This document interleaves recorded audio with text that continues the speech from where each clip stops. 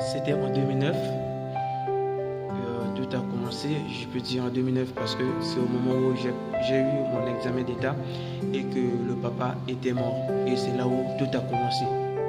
Et maintenant, j'essaie un peu de me battre parce que chez nous quand même au Congo, surtout dans notre ethnie, si vous perdez, par exemple si la femme perd son mari, elle doit rester 3 mois dans la maison. C'est pour cela ma maman ne pouvait rien faire et elle était seulement à la maison.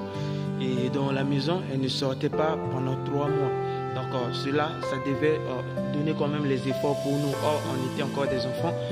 Je venais à peine d'obtenir mon BPC et maintenant j'ai commencé la seconde. Mais quand papa était là, il ne nous a pas en fait laissé comme ça. Et nous insistait même si, parce que quand il était là, il y avait toujours l'aide. On essaie un peu d'avoir, parce qu'il faut appeler papa. Papa était toujours là. Et c'est pour cela, lui aussi, quand il était encore vivant, il ne nous a pas laissé seulement se dépendre de lui et il nous donnait aussi des conseils. C'est pour cela, quand il est mort, c'était un peu difficile. On voyait un peu le fond du trou. Et maintenant, il fallait se battre, il fallait se relever. Maintenant, on essaie un peu, même si on s'appuyait à Dieu, mais l'application n'était pas tellement forte. Maintenant, arrivé en terminale, quand j'étais à l'internat, je n'étais pas un mauvais élève, j'étais quand même parmi.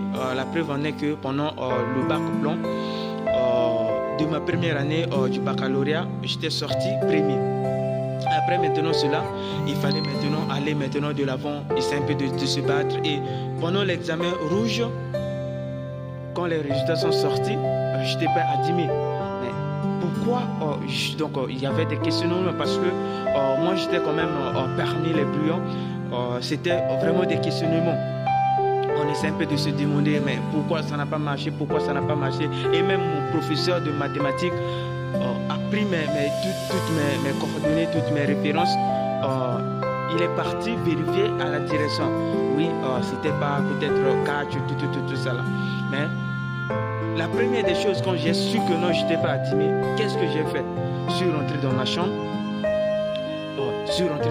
J'ai fermé la chambre. J'ai prié Dieu. J'ai dit, Père.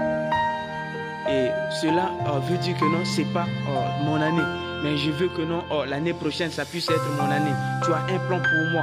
Je veux que non, l'année prochaine, ça puisse être mon année et que non, je puisse témoigner de ta grâce. Je puisse témoigner. Et j'ai prié sincèrement. Oui, Dieu m'a répondu. Parce que j'avais demandé que non, je puisse avoir l'examen, je puisse avoir les concours et je puisse avoir une bourse. Et en ce net moment, j'étudie en Russie. Donc Dieu m'a donné d'abord l'examen. Je suis sorti premier de mon département. Et ainsi de suite. Et pendant les concours, j'ai eu un concours. Et j'ai suivi la formation, même si je n'ai pas pu quand même terminer parce que j'ai eu la bourse de venir en Russie, cette chance, cette grâce de venir étudier en Russie. Donc c'est la grâce de Dieu. C'est pour cela que je vous demande un concert.